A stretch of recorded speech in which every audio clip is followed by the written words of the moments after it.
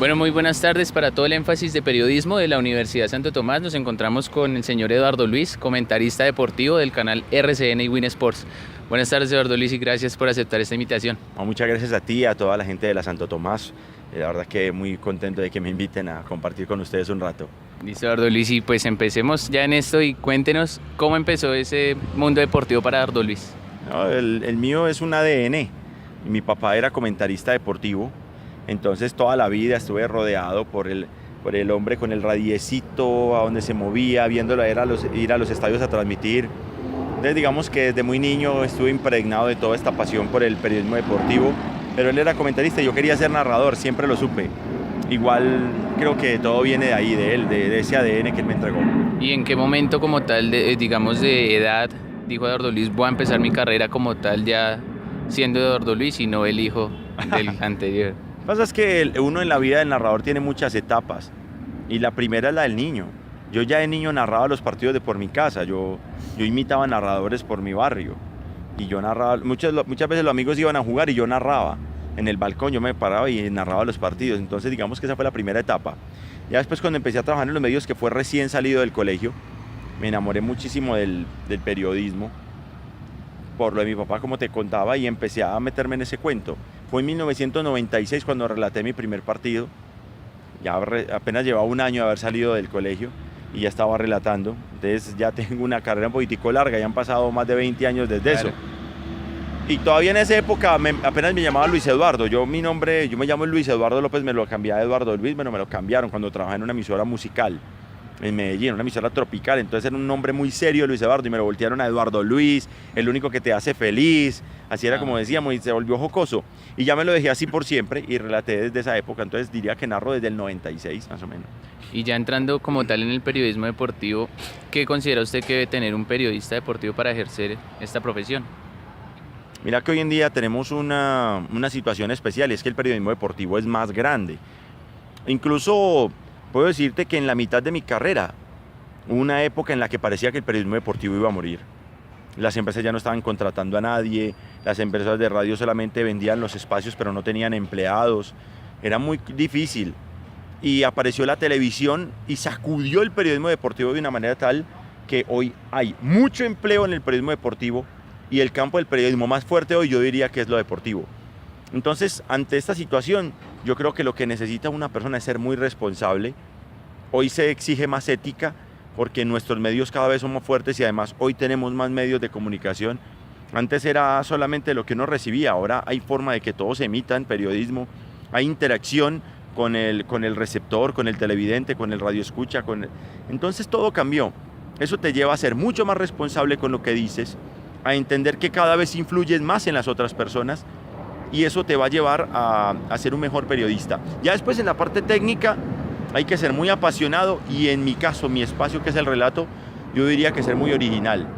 Yo creo que hay narradores con mejores voces que yo, hay narradores, qué sé yo, tal vez con más tradición de relato, pero si algo pude hacer yo es ser distinto y eso me llevó a marcar un poquitico la diferencia. ¿Y de dónde viene con respecto a esa originalidad que dice ese pidan domicilio, cuántos que me doy, él se lo comió con papas a la francesa, tantos comentarios que tiene Eduardo Luis? Yo, incluso cuando yo empecé a narrar en televisión ya tenía eso. Yo en mi narración de radio era muy tradicional, cuando empecé a relatar en radio era muy tradicional, era muy el narrador normal, de hecho llegué a imitar a Munera Eastman, cierto, a narradores muy importantes. Ya cuando empecé a hacer televisión, yo empecé a buscar hemos dicho, yo lo que quería era ser narrador de un canal internacional.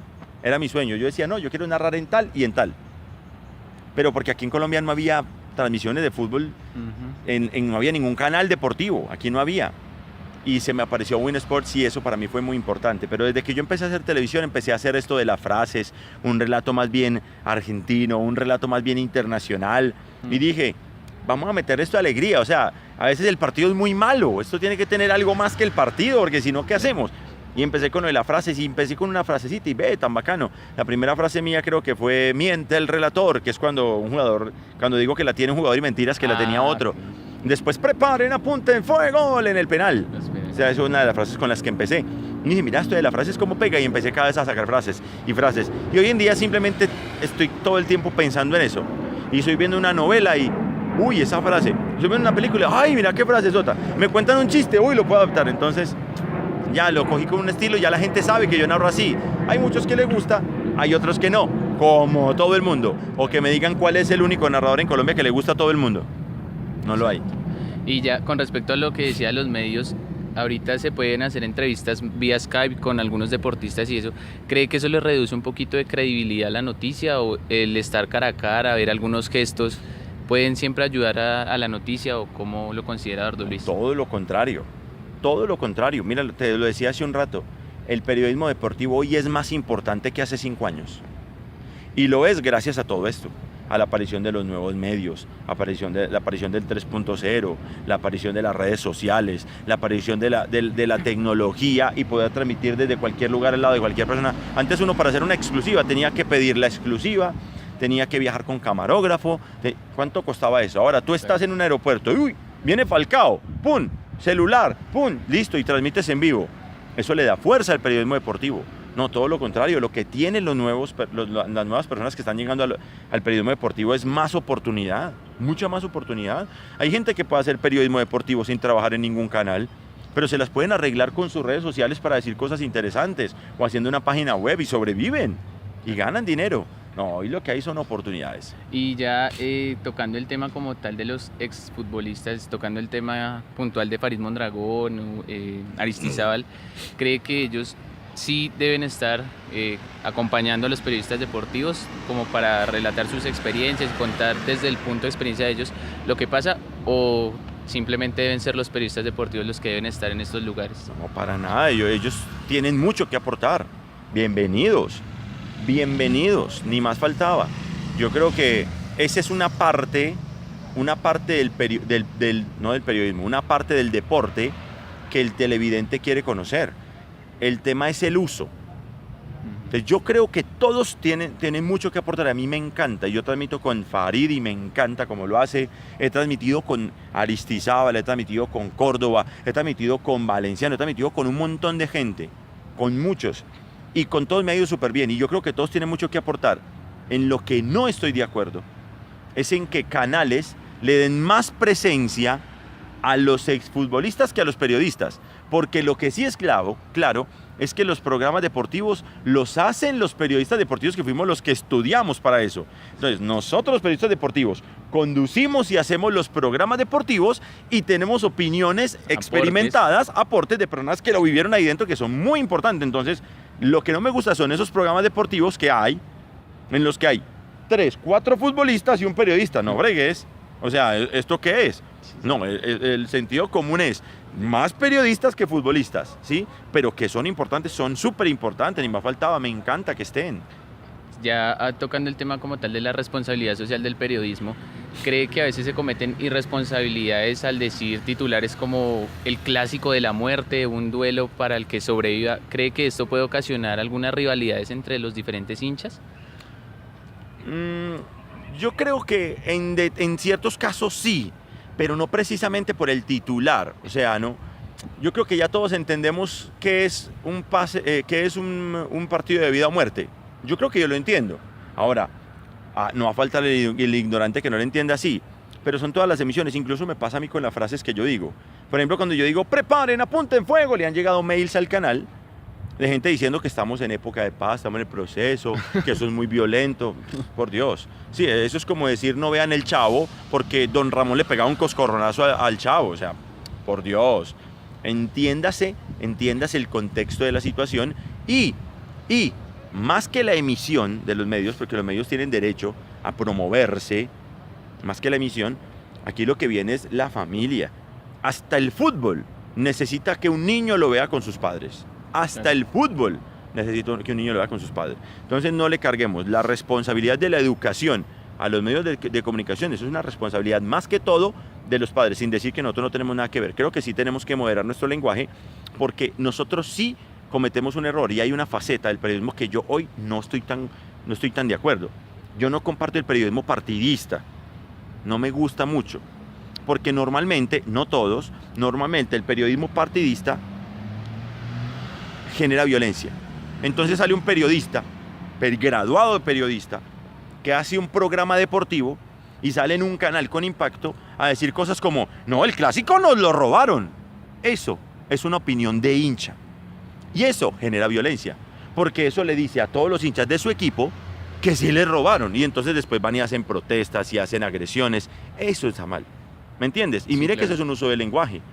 Entonces, en ese sentido no estoy de acuerdo. Por eso hay que tener mucho equilibrio en la situación. Y ya para terminar la última, la responsabilidad social del periodista, ¿cree que se tiene el poder de dañar la vida de un deportista al hacer malos comentarios, al decir este jugador no está preparado para tal cosa? ¿Puede influir en los deportistas erróneamente? Puede influir en un deportista si se habla de la parte personal. Cualquier cosa que tú hables de un jugador en la parte personal me parece que se influye en su vida. ¿Puede el periodista meterse en la vida personal del deportista? En la vida personal no, eso jamás. Por ejemplo, yo te lo voy a confesar, yo me he encontrado con jugadores de selección, en bares, discotecas, bebiendo. Se acercan a ofrecerme trago como estresados para que yo no vaya a contar. Claro. Y yo jamás he hablado de ese tema, eso a mí no me importa, ese no es mi problema. Eso sí, si no juegan bien el domingo, el lunes salgo y digo que mal jugaron. No voy a decir que fue por eso, ¿sí? Sí, claro. Ahora, lo que no puede pretender el futbolista, que eso pasa mucho, es que un periodista no salga a decir las cosas de fútbol. Te voy a poner un solo caso. Esta semana Didier Moreno, jugador de Independiente de Medellín, fingió exageradamente una agresión de un jugador, que expulsaron a un jugador rival. Y yo critiqué eso en la transmisión con vehemencia. Y el futbolista está molesto con la prensa en general, pero seguramente más que todo con nosotros, porque según él fue por nosotros que lo sancionaron. Okay. El futbolista no puede pretender que nosotros digamos cosas para que él esté bien. No, sobre fútbol, que se aguante todo, porque es una persona pública y se expone a la crítica. Si un jugador jugó mal, que se aguante la crítica. Y con respecto a eso... Pero no lo personal, jamás personal. ¿El periodismo deportivo es imparcial? La imparcialidad y la objetividad es totalmente subjetiva. Eso no existe. Hay posiciones equilibradas y yo creo que la gente lo que tiene es que tomar partido y la gente lo que tiene es que decir, esta opinión es válida o esta opinión me gusta más, con esta opinión comparto y con esta no. Pero encontrar imparcialidad 100% no existe, porque todos los seres humanos somos de sensaciones, ¿sí? Claro. Y todos tenemos sentimientos. Entonces no podemos, digamos, ¿cómo vas a hablar, cómo le vas a pedir a un periodista que sea objetivo 100% con el tema de la selección Colombia? Venga, es que la selección nos apasiona, viejo, ¿sí? Entonces hay que entender, ahora, el periodista sí debe intentar mantener sus emociones lo más controladas posibles, pero en general las emociones se expresan para cualquier ser humano. Esto que hacemos nosotros es pasional, y pedirnos equilibrio es un poco injusto también con nosotros. Bueno, ahí estaba, señoras y señores, Eduardo Luis, y queremos que se despida entonces enviándole un saludo al énfasis de periodismo de la Universidad de Santo Tomás. Claro que sí, un abrazo para toda la gente que está haciendo énfasis de periodismo en la Universidad Santo Tomás. Me encanta que lo hagan. El periodismo deportivo es una oportunidad maravillosa hoy en día, hay que aprovechar este instante, así que les deseo lo mejor. Eso sí, mucha pasión y originalidad. Preocúpense por no parecerse a nadie. Si alguien les dice, eres muy parecido a tal, preocúpense. Así que pidan domicilio. Un abrazo, les dice Eduardo Luis, y que sean campeones mundiales de positivismo. ¡Chao!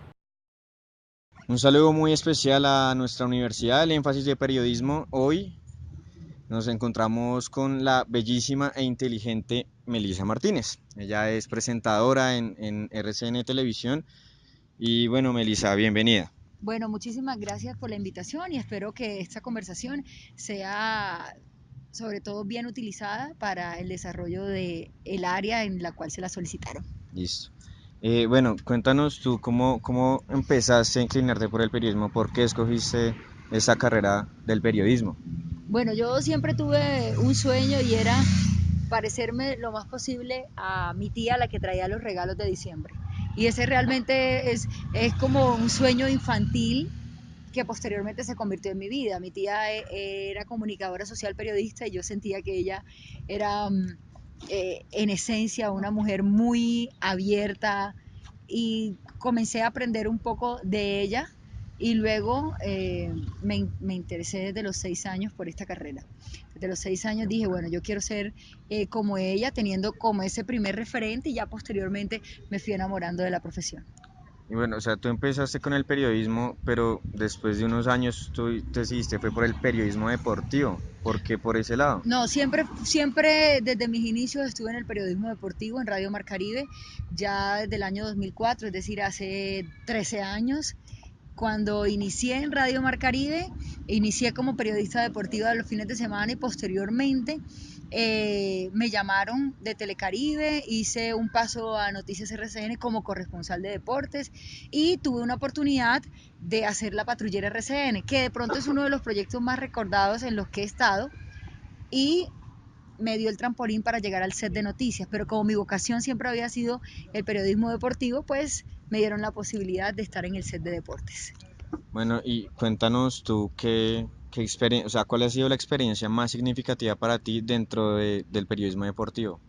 Yo creo que el viaje a Brasil, la expedición Brasil 2014, ese recorrido de 65 días, conociendo, informando, a sol, a sombra, a lluvia, a carretera destapada, a trancona, todo fue de pronto lo más maravilloso que me pudo pasar, pero sobre todo saber que la recompensa era quedarme en Brasil para vivir el mejor mundial en el que hemos estado.